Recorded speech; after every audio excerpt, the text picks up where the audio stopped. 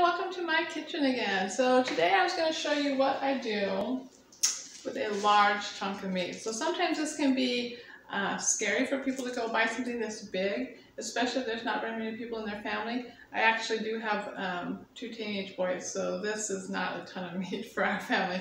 But I wanted to show you what I do with it and show you that even if there's only 1 or 2 of you, it's a great option. It's a lot cheaper to buy meat in this big pieces than it is to buy meat in smaller pieces. So I was going to show you what I do with this, and then, or how I start and how I cook it, and then I'll show you how I package it so that it's easier to use for smaller families or 1 person even, and it'll last quite a while for you. So let me get my camera reset up, and then I will show you what I do. Alright, so what you're going to need is you're going to need, obviously, your big chunk of meat, whatever. This is pork. Sometimes you can get beef in larger quantities like this. This is really common at the grocery store. This one was on sale. Normally it would be $29 and this was $12, but and with the way prices are going, finding these bigger, cheaper cuts of meat is oftentimes a lot better deal. So you're going to need your pork. You're going to need a rub. And I sometimes look on the internet and find a rub. This time I decided to try something that I found at the store. This is Kinder's. It's just, you know, a rub. It says it works for chicken, pork, and fish. So I'm going to try this. I have never tried this. I've found really good success with online rubs recipes. Some of them I don't like as well. So we're going to try this and see what we think. And then you're going to need some sort of a pan. You can do a roaster pan like this one, or you can do like a 13 by 9 inch pan and just cover it in foil, whatever works for you guys. It's not a huge piece of meat, so a 13 by 9 inch pan would work as well as the roaster pan. But you are going to want to be able to cover it, so foil tent or whatnot, cover it fairly tightly. So we're going to get started. The first thing I'm going to do, and I'm just going to do this off camera really quick, is take this out of the package, and then I'm going to put it on my cutting board, and I'll show you what we do from there. Alright, so I have my meat taken out of the package. One thing to remember is this is raw meat, so I used a pair of scissors to get the packaging off, so I'm going to wash those in my dishwasher. The cutting board, I'm obviously going to wash that as well after we're done, because you don't want to leave that raw meat juice on anything. So I'm going to take this, and I forgot to grab some paper towels, but I'm going to just dab this off. Get this dry because you want it dry so that the rub will actually stick to your piece of meat. And you don't have to start on the cutting board. Like, I'm going to transfer this to my pot really quick. You can just transfer it to your pot from the beginning if you don't want to wash your cutting board. And you're going to have to wash your counters and stuff too. So get this all dry. And then something to remember, you see all this fat and things. We're going to cook this for a really long time, and all this fat is going to melt away and make this really, really tender. Okay, so I have that all kind of dry, and it's easiest to put it in a pan when you coat it with the rub, because then the rub stays inside. We're going to flip that. And I'm going to wash my hands really quick, so when I touch my rub container, I don't get it covered in blood. Okay, so I have my cutting board cleaned up and my area cleaned, and so I'm going to get ready to put the rub on. Now, I'm not going to need this whole thing. This is where it's important to make sure you wash your hands, because I'm going to save this jar, save this rub. I'm not going to use it all. So I'm going to use just a small container. You're going to need about ½ a cup, maybe a little bit less, of the rub. So if you're looking for one, I'm not going to do quite ½ a cup. If you're looking for a recipe, you're going to want to find a recipe that's about that much. If you know you're going to like it, you may want to make more just so that you have it. So this now can go back to my pantry.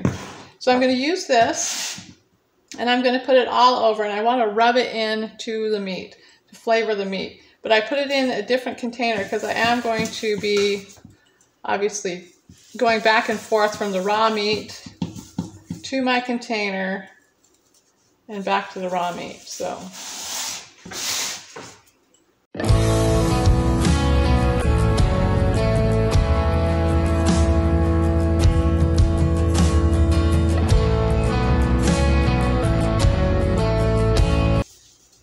Okay, you'll see I didn't have a ton left, and I wasn't quite at the half cup line. So, and you've got a lot of rub down in your pan.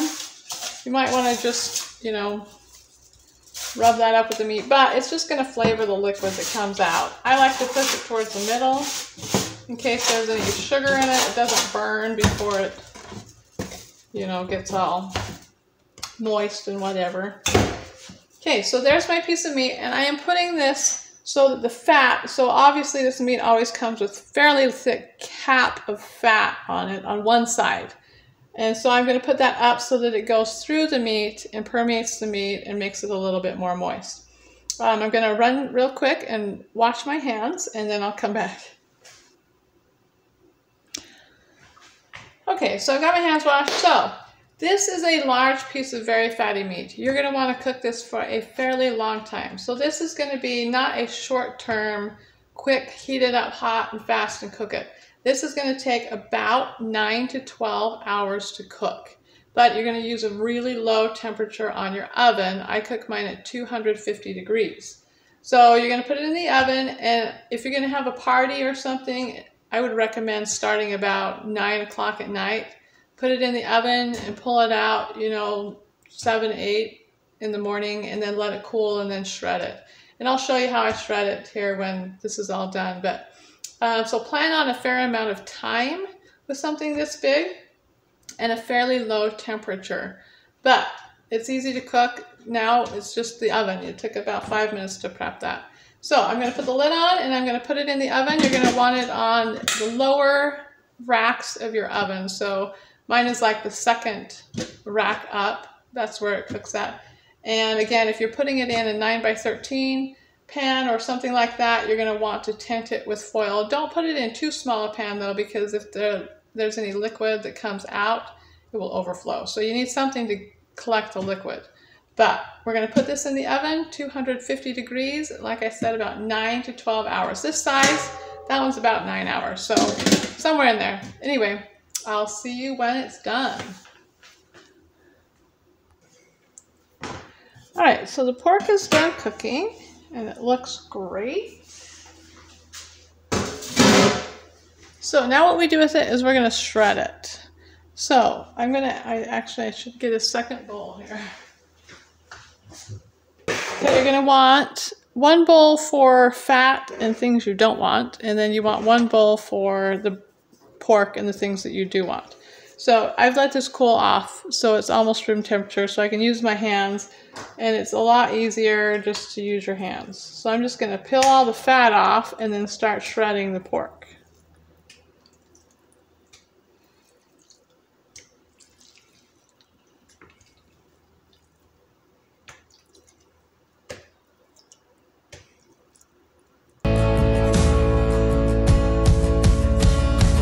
Is this all that you dreamed it'd be?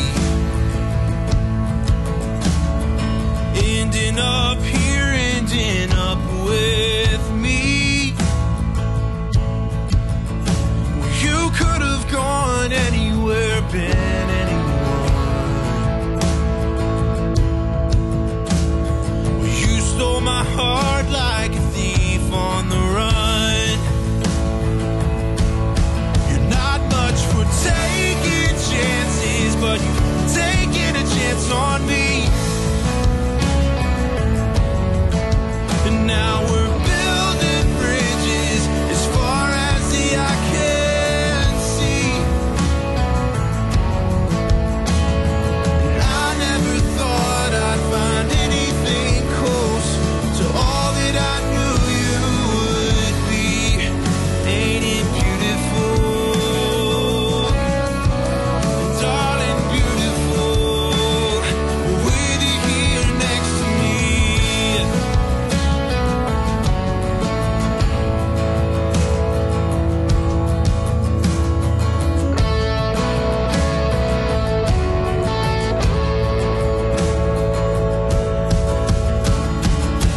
Dream in color, you're black and white. And I prefer the country to your city lights. But we made our bed and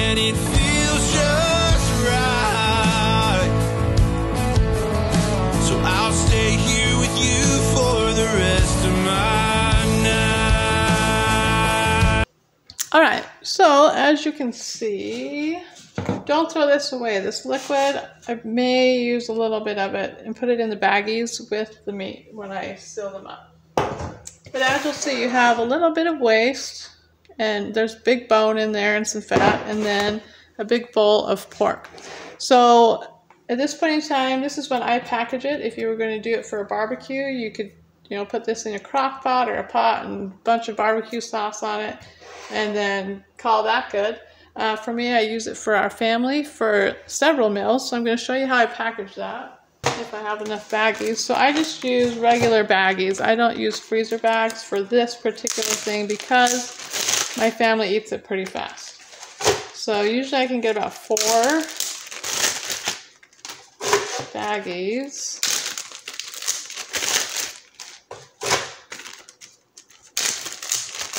But we'll open 5 just in case. And then I just put about, I don't know, it's probably 1.5 pounds. You're not much for taking chances, but you've taken a chance on me. And now we're... All right, so 4 bags. Those are pretty even. Now, one thing I do before I seal these up is I'm going to take some, and this has some fat in it, and I'm just going to scoop out. You can see there's a little bit of fat in there. And then dump that, but there's a lot of flavor, and you can kind of cook that out.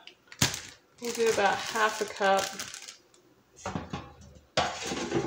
And when it's cold, you can also just peel that off and throw it in the garbage, but then leave the flavor in there.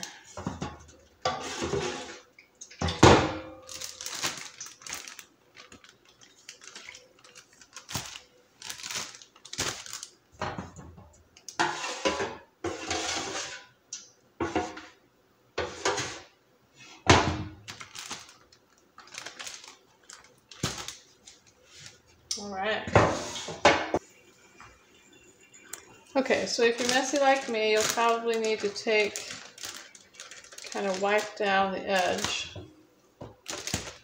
And then you're going to want to seal and try to get out as much air as possible. Kind of like that.